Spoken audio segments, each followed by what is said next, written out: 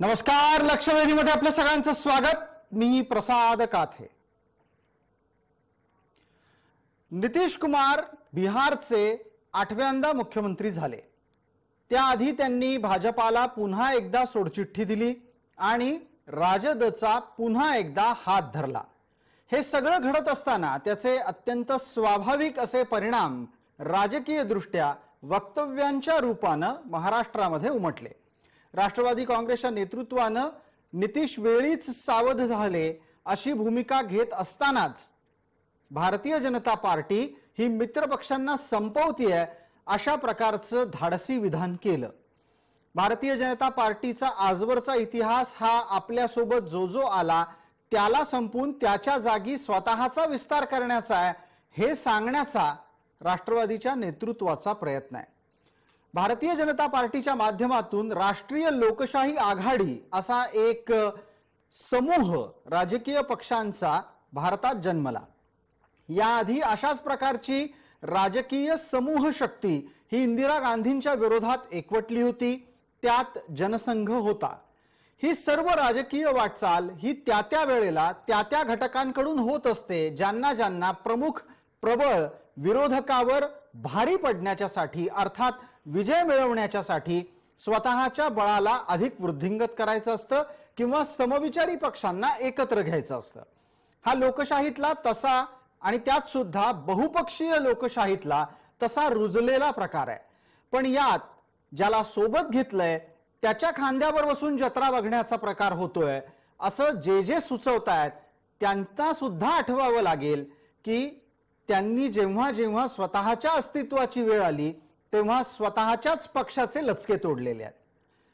प्रश्न केवळ महाराष्ट्रापुरता नाहीये, देशपातळीवर सुद्धा अशाच प्रकारची घटना वारंवार घडली आहे आणि म्हणून कोणे एकेकाळी एकमेव राजकीय आणि त्यात सुद्धा एकमेव राष्ट्रीय पक्ष असलेला काँग्रेस आज देशभरात शकल होऊन आपल्या समोर आलेला आहे।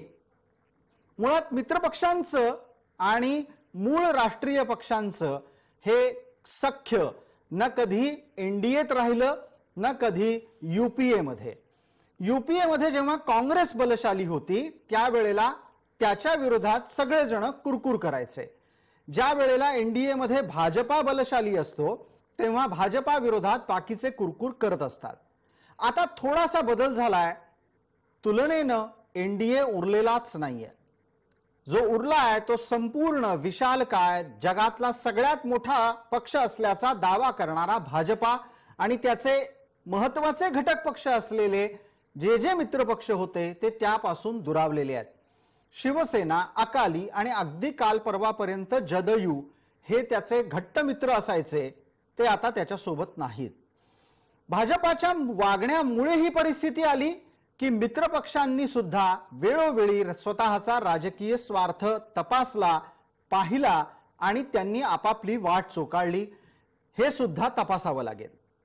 वेगळी वाट चोखाळत असताना मित्रपक्षांकडून भाजपाच्या कमळाच्या पाकळ्या सुद्धा तोडल्या गेल्या की नाही हे आपल्याला महाराष्ट्रातल्या अनेक घटनांवरून तपासता येईल। भाजपाच्या हातातले अनेक मतदारसंघ, मग ठाण्याचा लोकसभा मतदारसंघ असो की चिमूरचा, ते बळकावून घेण्याचं काम शिवसेनेनं दादागिरीच्या माध्यमातून केलं होतं।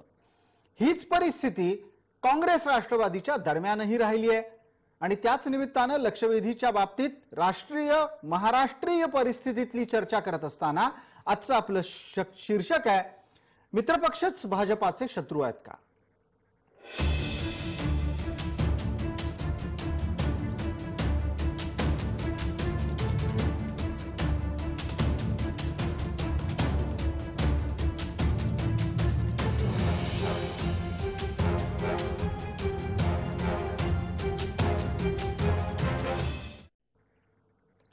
ही सगळी चर्चा राष्ट्रवादीच्या नेतृत्वाच्या ज्या वक्तव्यामुळे जन्माला आली आणि त्याला भारतीय जनता पार्टीकडून काय उत्तर दिलं गेलं हेही पाहणं महत्त्वाचं आहे। चर्चेच्या अगदी सुरुवातीच्या टप्प्यामध्ये आपण त्या निमित्ताने केलेली दोन्ही वक्तव्य ऐकणार आहोत, नोंदवून घेणार आहोत आणि चर्चेला पुढे नेणार आहोत। भारतीय जनता पार्टीच्या राष्ट्रीय अध्यक्षांनी मध्यंतरी कुठेतरी एक भाषण केलं आणि त्याच्यामध्ये स्वच्छ त्यांनी सांगितलं की प्रादेशिक पक्ष हे जे आहेत त्यांना भवितव्य नाही, ते शिल्लक राहणार नाहीत आणि आमचा एकच पक्ष हा देशामध्ये शिल्लक राहील। याच्यातून एक गोष्ट स्वच्छ होते, जी नितीश कुमारची तक्रार आहे की भारतीय जनता पार्टी त्यांच्याबरोबर जे असलेले मित्र पक्ष असतात त्यांना हळूहळू संपवतात। शिवसेना आपापसातल्या द्वंद्वामध्ये फुटली। आमच्या बरोबर जर बाळासाहेबांची शिवसेना त्यावेळेला उद्धवजी जे बघत होते ती राहिली असती तर आपापसात द्वंद्व झालं नसतं, ते फुटले नसते। ही वैचारिक लढाई आहे, वैचारिक उठाव आहे आणि म्हणून एकनाथ शिंदेजींच्या नेतृत्वामध्ये बाळासाहेबांचा हिंदुत्ववादी विचार तगला पाहिजे, राहिला पाहिजे, वाढला पाहिजे। या चर्चेमध्ये आपल्यासोबत असलेल्या मान्यवरांचा आपल्याला पटकन परिचय करून देतो। आपल्यासोबत राजकीय प्रतिनिधी या नात्यानं भारतीय जनता पार्टीच्याकडून गणेश खंडकर आहेत, आपल्यासोबत शिवसेना उद्धव गटाच्याकडून प्रवक्ता आनंद दुबे आहेत, आपल्यासोबत राष्ट्रवादीचे प्रवक्ता संजय तटकरे आहेत, राजकीय विश्लेषक या नात्यानं आपल्यासोबत 3 मंडळी आहेत, उमेश घोंगडे, जयंत माइंडकर आणि मकरंद मुळे। सर्व मान्यवरांचं चर्चेत स्वागत। पहिला प्रश्न पटकन संजय तटकरे यांना आहे। संजय तटकरे, भाजपा मित्रपक्षांना संपवतो हे वक्तव्य आपल्या पक्षाची भूमिका म्हणून समोर का आलं? कारण राष्ट्रवादी हा कधी उघड, खुलेआम आणि निकटचा भाजपचा मित्रपक्ष राहिलेला नाहीये। आपल्याला भाजपा मित्रपक्षांबरोबर कसं वागतो याचं वक्तव्य करण्याची वेळ का आली, गरज का पडली? नाही, आता तुम्ही जे हे सांगताय की राष्ट्रवादी मित्रपक्ष आहे भाजपचा, नाही नाही असं नाही म्हटलं। हा तुमच्या वक्तव्याला काय आधार आहे मला माहित नाही। नाही मी असं नाही म्हटलं, मी माझं वाक्य परत वाटल्यास एकदा उच्चारायला तयार आहे। मी म्हणालो खुलेआम सार्वजनिकरित्या आणि ठामपणे राष्ट्रवादी आणि भाजपा हे कधीही मित्र राहिलेले नाहीयेत, मग भाजपा मित्रपक्षांना संपवतो हे वक्तव्य राष्ट्रवादीकडून का झालं? मी तेच, मला पूर्ण करू द्या। माझं म्हणणं तेच आहे की त्याचा तुम्ही जरी इनडायरेक्टली तसं म्हणायचा प्रयत्न करत असाल तरी तुमच्या ज्या म्हणण्याचा जो मतितार्थ आहे तो आम्हाला कळतो। 1999 सालापासून जेव्हापासून राष्ट्रवादीची स्थापना झाली असे अनेक प्रसंग आले। 1999 सालीही प्रसंग आला, आम्ही काँग्रेसच्या विरोधात जेव्हा निवडणुका लढलो त्यावेळेला अशीच परिस्थिती काहीशी महाराष्ट्रात आली होती की आम्ही शिवसेना आणि भाजप बरोबर सरकार बनवू शकलो असतो, पण ती आम्ही भूमिका घेतली नाही आणि आम्ही काँग्रेस बरोबर जायचं पसंत केलं।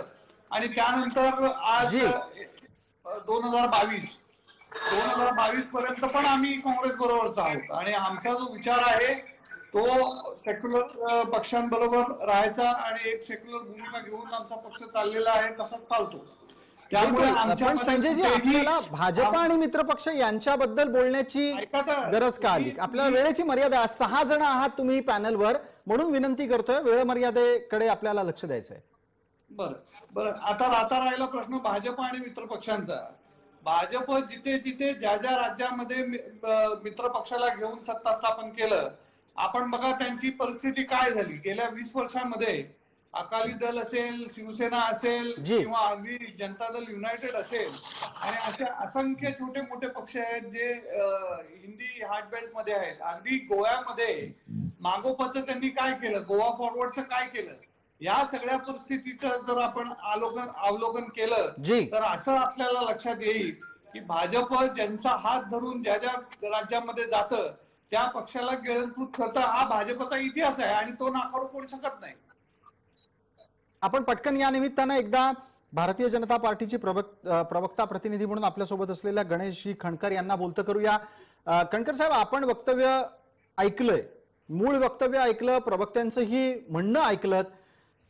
तुमच्या लेखी मित्रपक्ष सुद्धा तुमच्या हाताला हात धरून चालत असताना खांद्यावर बसून जत्रा पाहायचा उपद्व्याप करतात का, की भारतीय जनता पार्टी जो सोबत येतो त्याच्या आधी पोटावर, मग खांद्यावर आणि डोक्यावर नंतर पाय देते? मुळात असं आहे की राष्ट्रवादीने आज या संदर्भात काय प्रतिक्रिया देण्याची मुळातच काय आवश्यकता नव्हती। कारण जर संजय तटकरेंना इतिहास माहिती असेल तर तटकरे साहेब 1999 साली निवडणुका झाल्यानंतर जवळपास 1 महिन्याभर सरकार स्थापन झालं नव्हतं आणि त्या दरम्यान काय काय घडलंय कदाचित याचा तुम्ही एक अभ्यास करून घ्या अशी मी आपल्याला विनंती करेन. आता तुम्ही जो मला प्रश्न विचारलात प्रसादजी, तर या बाबतीत माझं एकच वक्तव्य आहे की भारतीय जनता पार्टीने मित्रपक्षांना कधीही वाऱ्यावर सोडलं नाही. आम्ही त्यांना बरोबर घेऊन चाललेलो आहोत. ज्या ज्या अडचणीच्या काळात जे भारतीय जनता पक्षाबरोबर आले आम्ही त्यांच्या सोबत कायम राहिलेलो आहोत. परंतु राजकारणामध्ये तुम्ही पण गणेश कणकर वेळ मर्यादेमध्ये एक पटकन 2-1 उदाहरणं देऊन टाका की मित्रपक्षांनी भाजपाला छळलंय का की भाजपानं मित्रपक्षांना संपवलंय का? मी तेच सांगतोय की प्रत्येक राजकीय पक्षाची ही स्वतःची महत्वाकांक्षा असते. युतीमध्ये मतदारसंघ सोडल्यानंतर त्या त्या पक्षातील नेत्यांची अडचण होत असते आणि मग हे पक्ष त्याला वेगळ्या स्वरूपाचं नाव देतात. आता आमची सुद्धा महाराष्ट्रात अडचण झाली, आम्ही समजून घेतलं नाव. गेली 35 वर्ष आम्ही 25 वर्ष जे काय मतदारसंघ मिळाले ते लढलो. पण स्थानिक पक्षांना ते करता येत नाही, ही त्यांची मुख्य अडचण आहे. आता मग आपल्या सोबत आनंद दुबे आहेत. आनंद दुबे, शिवसेना कायम अशा प्रकारचा आजवरचा दावा करत आली की भाजपा हा शिवसेनेमुळे महाराष्ट्रात वाढलेला पक्ष आहे. मला 2-3 उदाहरणं मी माझ्या प्रस्तावनेत सुद्धा दिली, ती तुम्ही ऐकली असेल की ज्या ज्या वेळेला जिथे जिथे भाजपा प्रबळ होता ते मतदारसंघ त्यांच्याकडून बळजबरीनं हिसकावून घेण्याचं काम शिवसेनेनं केलं. मग नक्की महाराष्ट्रात कोण कोणामुळे वाढलं? एक. दुसरी गोष्ट, शिवसेनेच्या जन्माच्या आधीपासून भाजपाच्या पितृपक्षाचं महाराष्ट्रात अस्तित्व होतं, महाराष्ट्राच्या जन्मामध्ये त्यांचं योगदान होतं. मग नक्की कोण कोणामुळे वाढलं, कोण कोणामुळे कमी झालं? प्रसादजी, असं आहे की 1980 मध्ये भाजपाची स्थापना झाली. त्याच्यानंतर भाजपानी पूर्ण देशामध्ये काम करायला सुरुवात केला, म्हणजे भाजपा म्हणून. ते जनसंघ वगैरेची मी बात करत नाही. पण काय झालं, त्याच्यामध्ये ते वेगळे वेगळे राज्याला गेले आणि महाराष्ट्रामध्ये आले. महाराष्ट्रामध्ये जेव्हा ते आले त्यांना कळलं की हिंदुत्वचा जे मेन एजेंडा आहे, जे मेन मूल पार्टी आहे ते शिवसेना आहे. शिवसेनाला सोडून आम्ही काही करू शकत नाही. जर शिवसेना आमची सोबत आली तर आम्हाला काही सीट भेटतील. तर त्यासाठी काय केले, पंडित अटल बिहारी वाजपेयी आणि अडवाणीजी हे बाळासाहेब ठाकरेजींचे चांगले मित्र होते आणि ते लोक एक महान व्यक्तित्व होते. ते बसून एक निर्णय घेतले की ठीक आहे, आम्ही महाराष्ट्रामध्ये भाजपा लहान भाऊ आणि शिवसेना मोठा भाऊ. अच्छा, हे किती साली घडलं? हे किती साली घडलं असेल? हे 1990 पासून हे सगळं सुरू झालंय की आम्ही याचा एक तपशील दुबे साहेब असा आहे, आपल्यालाही तो चांगला आठवत असेल. अहो, तुम्ही सुरुवातीला मराठी अस्मितेच्या मुद्द्यावर होतात, त्यावेळेला तर हिंदुत्वाचा मुद्दाही नव्हता. हिंदुत्वाचा मुद्दा नंतर शिवसेनेकडे आला. मग हिंदुत्वाच्या मुद्द्यासाठी भाजप सोबत आला, असं कसं होऊ शकतं? साहेब, आपल्याला बोलू इच्छितो की जेव्हा 1966 ला आमची पार्टीची स्थापना झाली तेव्हा आमची मराठी अस्मिता आणि मराठी मुद्दा होता. पण जेव्हा जेव्हा वेळ गेला आणि 1980च्या नंतर आम्ही हिंदुत्व धरला. बाळासाहेब ठाकरेजींचा क्रेज असा होता 80 आणि 90 ला की पूर्ण देशामध्ये लोक म्हणायचे हिंदू हृदय सम्राट. आणि आपल्याला आठवण असेल की जेव्हा जम्मू काश्मीरला तीर्थयात्रा, आपले शंकर भगवानची यात्रा जेव्हा सगळ्यांनी थांबवला होता तेव्हा बाळासाहेबांनी म्हटलं होता की हजची फ्लाईट मुंबईतून उडणार नाही. ठीक आहे, सगळं गोष्ट तुम्ही हे सांगू इच्छिता दुबेजी एक पटकन खणकरांना उत्तरही द्यायचंय. वेळ मर्यादा आहे, आपल्या प्रत्येकालाच त्याची आठवण ठेवायची. तुम्हाला असं सांगायचंय की शिवसेना ही मूळ हिंदुत्ववादी होती, तिच्यासोबत भाजपा आला. गणेश खणकर, हे तथ्यदृष्ट्या खरं आहे का? काही गैरव्यवहार नाही, काही हे नाही, मतभेद नाही. बर, गणेश खणकर उत्तर देतात पटकन. प्रसादजी, असं आहे, आनंद दुबेंना मी करेक्ट करू इच्छितो. आनंद दुबेजी 1980 साली भाजपाचे किती आमदार निवडून आले? 1985 साली 16 आमदार महाराष्ट्रात निवडून आले. शिवसेनेचे एकमेव आमदार छगन भुजबळ ताडोईमध्ये निवडून आले, याची माहिती घ्या. आणि या बाबतीत मी करेक्ट करू इच्छितो, 1986 साली हिमाचल प्रदेशामध्ये भारतीय जनता पक्षाच्या राष्ट्रीय कार्यकारिणीमध्ये राम मंदिराच्या विषयाच्या संदर्भात राजकीय ठराव मंजूर झाला आणि तो ठराव झाल्यानंतर बाळासाहेबांनी त्याविषयी सकारात्मक प्रतिसाद दिला की होय, या देशामध्ये आपण हिंदू म्हणून जन्माला आलो तर ते सांगण्याचा आपल्याला अधिकार आहे. आणि त्या दरम्यान ज्या वेळेला पार्ल्याची पोटनिवडणूक सुरू होती त्या मुद्द्यावरती भारतीय जनता पक्षाने जर बाळासाहेब आपणही भूमिका घेणार असाल हिंदुत्वाच्या नावाने तर आम्ही आमचा उमेदवार मागे घेऊन आम्ही तुम्हाला पाठिंबा देतो. आणि ही 1986-87 साली ज्यावेळी पार्ल्याची डॉक्टर रमेश प्रभू यांची पोटनिवडणूक झाली त्यावेळेला खऱ्या अर्थानं आपली ही युती झाली. आणि त्याचबरोबर गणेश खंडकर एक आणखीन महत्वाचा तपशील हा रमेश प्रभूंच्या निवडणुकीच्या निमित्तानं द्यायला हवा, तो चर्चेत पटकन नोंदवतो. त्यावेळेला सरसंघचालकांच्या भेटीला बाळासाहेब स्वतः गेले होते आणि बाळासाहेबांनी सरसंघचालकांना विनंती केली होती की आमचा उमेदवार निवडून आणण्याच्यासाठी सकारात्मक रहा. हेही त्यावेळेला सांगावं लागेल. म्हणजे मग नक्की कुठल्या मित्रपक्षानं कोणाची मदत कधी घेतली याचे बरेचसे जी आनंदजी मला कोट करायचं आहे. जेव्हा राम मंदिर सुरू झाली, जेव्हा राम मंदिरचा मुद्दा पीक वर होता 91, 92, 93 आणि आमचे शिवसैनिक उत्तर प्रदेशला उभे होते आणि आमचा एक आमदार पण निवडून आला होता त्यावेळी अटलजी अडवाणीजी विनंती करत होते अयोध्या मी तुम्हाला सांगतो तेव्हा अटलजी आणि अडवाणीजी विनंती करत होते की बाळासाहेब आपले मत आपले जे वोट आहे ते विभाजित होणार, आपले हिंदू वोट विभाजित होणार, प्लीज कृपा करून उत्तर प्रदेश मध्ये शिवसेनेचे उमेदवार उभा करू नका. हे गणेशजी तुम्हाला कळलं नाही का? अहो आनंद दुबेजी आता तुम्ही मला कळलं नाही म्हणाल तर मी तुम्हाला पूर्ण मतदानाची टक्केवारी सांगेन. तुम्हाला जर माहिती नसेल तर सांगतो. पवन कुमार पांडे यावेळेला जेव्हा मुंबईमध्ये मातोश्रीवर सन्माननीय बाळासाहेबांना भेटायला आले त्यावेळेला त्यांच्यासोबत उत्तर प्रदेशातील भाजपाचे कोण कोण नेते होते हे जरा तपासून घ्या. ठीक आहे ना, आम्ही सोबत होतो, आम्ही मित्र होतो, तो सोबत आले तर काय प्रॉब्लेम झाला? आम्ही कुठे काय म्हणतो अडचण तुमची आहे, तुम्हाला बरोबर जायचं होतं, प्रश्न आहे. तुम्ही सकाळी तुम्ही पहाटे गेले आम्हाला सोडून तर आमच्याकडे पर्याय होता, आम्ही गेलो जिथे जायचं होतं. दुबेजी थोडस जरा स्मरण करा, तुम्ही चुकताय. काही नाही चुकतो, काही नाही चुकतो. ठीक आहे, तुम्ही मान्य करणार नाही. तुम्ही महाराष्ट्राची 13 करोड जनता सगळं बघतात आहे, सगळं. याच्यातला एक तपशील घेतो पटकन. पहाटे शिवसेनेला सोडून भाजप गेला होता की शिवसेना त्याआधीच निवडणुकीत स्वतंत्र लढली होती याची आठवण आपल्याला ठेवायला हवी. आपल्यासोबत संजय तटकरे आहेत. संजयजी एक राजकीय प्रतिक्रियेच्यासाठी आपल्यापर्यंत पोहोचतोय.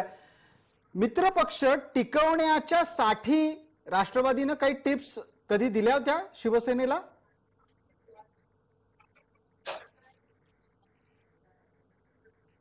संजयजी माईक बंद आहे आपला, आपण कृपया माईक सुरू करावा.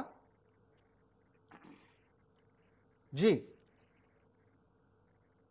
बोला संजय. राजकीय पक्ष आणि प्रत्येक राजकीय पक्षाचं नेतृत्व हे स्वतःचा पक्ष सांभाळायसाठी आणि पक्षामध्ये जे काही घडत असतं त्याची काळजी घ्यायला सक्षम असतो. आता हे जे काही सेनेमध्ये जे चाललंय आम्हाला खात्री आहे की हे जरी एकनाथ शिंदे आणि त्यांच्या बरोबर जी काही आमदार गेले असतील त्याची भरपाई येणाऱ्या जवळच्या निवडणुकांमध्ये नक्कीच शिवसेना आणि उद्धव ठाकरेंच्या नेतृत्वाखाली जो त्यांचा कार्यकर्त्यांचा संच आहे, जो शिवसैनिकांचा संच आहे त्याच्या रूपाने ते परत या सगळ्या आमदारांची भरपाई करतील आणि परत एकदा शिवसेना एका ताकदीने महाराष्ट्रामध्ये परत उभारी घेईल याची आम्हाला खात्री आहे. त्यामुळे त्यांना टिप्स द्यायचा काय प्रश्न येत नाही. मुळात प्रश्न असा आहे की आपण जो विषय चर्चेला घेतोय की भाजप ज्या ज्या मित्रपक्षांना जवळ करते त्या मित्रपक्षांच्या मागे भाजप लागून स्वतःची संख्या वाढवायचा प्रयत्न, त्याचा प्रतिशत भाजप हा त्यांचा नारा असलेला किंवा आता जे नड्डा साहेब बोलले बिहारमध्ये जाऊन की रिजनल पार्टीजला क्षेत्रीय पक्षांना काही राहणार नाही आणि भारतीय जनता पक्ष हा एकमेव पक्ष या भारतात राहणार, या अशा जेव्हा यांचे अजेंडे येत असतात तेव्हा सगळ्याच मित्र पक्षांना आणि बाकीच्या विरोधी पक्षांना हे तो सिग्नल आहे आणि प्रत्येक जण आपापल्या परीने त्याची काळजी घेत असतो. ठीक आहे, पटकन उमेश डोंगरेंना या निमित्तानं बोलतं करूयात आणि त्यानंतर आपल्यासोबत असलेले राजकीय विश्लेषक जयंत वाईंडकर आणि त्याचबरोबर मकरंद मुळे सुद्धा बोलतील. उमेशजी, भारतीय जनता पार्टी मित्रपक्षांच्या बळावर महाराष्ट्रात वाढली, हा विषय तथ्यात्मक खरा वाटतो? प्रसादजी, 1980, 85, 90 हा त्या काळची राजकीय परिस्थिती जर आता समोर आपण आणली तर निश्चितपणे भारतीय जनता पक्षाचे 85 साली 16 आमदार होते, शिवसेनेचा केवळ 1 आमदार होता. संख्येनं शिवसेना कमी असली तरी बाळासाहेब ठाकरेंसारखे प्रभावी प्रचंड प्रभावशाली असं नेतृत्व त्या काळात महाराष्ट्रात होतं. शिवसेनेच्या माध्यमातून भारतीय जनता पक्षाला महाराष्ट्रामध्ये विस्तार करण्यासाठी मदत झाली. त्यांचं संघटन होतं, त्यांच्या कामात सातत्य होतं, संघटनेचं नेटवर्क मोठं होतं, त्याचा त्यांनी योग्य उपयोग केला. शिवसेनेच्या माध्यमातून ग्रामीण भागामध्ये काही प्रमाणामध्ये भारतीय जनता पक्षाला विस्तार करायला संधी मिळाली, हे नाकारून चालणार नाहीये. शिवसेना आमदारांच्या संख्या, तुम्ही याला लगेच उत्तर द्याल की संख्याबळाचा विचार केला तर भारतीय जनता पक्षाचे जास्त आमदार होते, पण जो प्रभाव असतो, जरी आमदार नसले तरी शिवसेनेचा एक प्रभाव होता, बाळासाहेब ठाकरेंचा एक प्रभाव होता आणि त्या प्रभावाची मदत ही त्या काळात भारतीय जनता पक्षाला निश्चित झाली. एका अर्थानं शिवसेनेचा हात धरून महाराष्ट्रामध्ये भारतीय जनता पक्ष मोठा झाला असं आपण म्हणतो. या एका तर्काला वेगळ्या एका तर्काच्या माध्यमातून आपण उत्तर शोधण्याचा हा प्रयत्न करूयात. मकरंद मुळेंपर्यंत त्या निमित्तानं पोहोचतो. मकरंद मुळे, संख्यात्मक काय परिस्थिती होती हे आपल्या डोळ्यासमोर आहे. आधी भाजपाचे 16 आमदार होते, शिवसेनेचा फक्त 1 होता. परिस्थिती बदलल्याच्या नंतर हिंदुत्व ज्याचं नेतृत्व अटलजी करत होते त्यांच्या चेहऱ्याचा लाभ महाराष्ट्रात सुद्धा आपल्याला मिळावा याचा फायदा घेत युती होत गेली, युती टिकत गेली, युती वाढत गेली. नंतर कोणीतरी वक्तव्य केलं की म्हणे युतीत सडले म्हणे 25 वर्ष त्यांच्या राजकीय कारकिर्दीची, तो भाग अलहिदा. पण 16 आमदार असलेला पक्ष हा आज 106 पर्यंत आणि गेल्या काळामध्ये 122 पर्यंत जाऊन पोहोचतो. दुसऱ्या बाजूला जो पक्ष त्याच्यानंतर जन्माला येतो तो काय संख्येपर्यंत पोहोचलाय त्याची नोंद आहे. आजच्या घडीला 56 पर्यंत शिवसेना गेलेली होती. या सर्व स्थितीत शिवसेनेला भाजपाचा काहीच लाभ झाला नाही, फक्त भाजपलाच शिवसेनेचा लाभ झाला. हा तर्क वारंवार कोण मांडतं, का मांडतं आणि त्याच्या मागची थेअरी काय असते? नाही, चर्चेच्या मर्यादा असल्यामुळे तुम्ही जनसंघाचा उल्लेख केला होता. त्यावेळी जनता पार्टी एकत्र आली होती, जनसंघाने आपलं अस्तित्व संपलं होतं. दुहेरी सदस्यत्वाच्या मुद्द्यावर जनसंघावर आक्षेप घेतले होते. भारतीय जनता पार्टी स्थापन झाली. भारतीय जनता पार्टीला राजकीय दृष्ट्या देशभरात अस्पृश्य ठरवण्याचा प्रयत्न झाला. भारतीय जनता पार्टीने आपले कोर मुद्दे बाजूला ठेवून सहमतीच्या राजकारणाच्या आधारे राष्ट्रीय लोकशाही आघाडी उभी केली आणि त्याच्या ठिकाणी मित्रपक्ष जमवले. हे करत असताना भाजपने आपला विस्ताराचा अजेंडा कुठेही लपवून ठेवला नव्हता आणि तो काही चुकीचा नव्हता, तो प्रत्येक पक्षाचा असला पाहिजे. भारतीय जनता पार्टीने आपलं एक सूत्र ठरवलं, सही दिशा स्पष्ट नीती, या आधारे ते वाढत गेले आणि 0 से शिखर तक 2 से दोबारा अशी वाटचाल त्यांनी केलेली आहे. आता हे प्रत्येक वेळी मित्रपक्षांना फसवत गेले आणि वाढत गेले असं म्हणायचं असेल तर हे राजकीय पक्ष म्हणून आपण आपलं समाधान मानून घेऊया, पण सगळ्यांना एकमेकांची मदत होत होते. एकीकडे याला बेरजेचं राजकारण म्हणायचं, मात्र वेळ आपल्यावर आली की ते शत्रूसारख्या वागतात असं म्हणायचं. यातनं फसवणूक होईल, नेमक्या विश्लेषणापर्यंत आपण पोहोचणार नाही. बिलकुल. मला त्याच निमित्तानं आपण आकड्यांविषयी काही सांगू शकला तर अधिक बरं होईल. मी ठाणे लोकसभा मतदारसंघाचा उल्लेख केला आहे, चिमूरचा उल्लेख केलेला आहे. जे भाजपाचे बलस्थानं असलेले मतदारसंघ आहेत ते शिवसेनेनं काढून घेतले भाजपाकडून आणि अशा पद्धतीनं वागत असताना अनेकदा भारतीय जनता पार्टीच्या त्या वेळच्या नेतृत्वानं कचखाऊ भूमिका म्हणा किंवा सौम्य भूमिका बाळासाहेबांच्या समोर घेतल्यानंतर आपण हेच म्हणणार का की भाजपानं मित्रपक्षाला संपवलं? मित्रपक्ष सुद्धा काही कमी वागत नव्हता. एक्झॅक्टली, तुम्ही तेच मी म्हणतो की आपण बिहारच्या पार्श्वभूमीवर महाराष्ट्राच्या संदर्भात चर्चा करतोय. त्यावेळी भारतीय जनता पार्टीचं महाराष्ट्रातले नेतृत्व करणारे गोपीनाथ मुंडे आणि प्रमोद महाजन यांनी जी भूमिका घेतली होती आणि ती सातत्याने युती टिकावी. सेना तेव्हाही आक्रमक होती, केवळ सेनेची भूमिका आज आहे असं नाहीये, त्यावेळी आक्रमक होती, युतीत असतानाही भाजपवर टीका होत होती. पण त्या जो हिंदुत्वाचा मुद्दा चर्चेला जातो त्या मुद्द्याकरता कुठेही फूट पडणार नाही याची काळजी त्या दोघांनी घेतली होती आणि ती पद्धत आतापर्यंत चालू होती. परत एकदा राजकीय महत्वाकांक्षांनी डोकं वर काढल्यानंतर काय झालं ते महाराष्ट्रात घडलेलं आहे आणि त्याचा परिणाम आज शिवसेना भोगत आहे.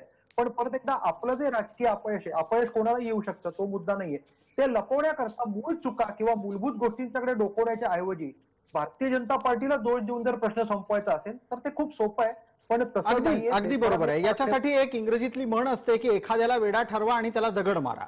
मला जयंतराव माइंडकरांना पटकन बोलतं करायचं आहे. जयंतराव, आपण केवळ आणि केवळ शिवसेना भारतीय जनता पार्टी या विषयापुरती चर्चा निश्चितच मर्यादित ठेवायची नाहीये.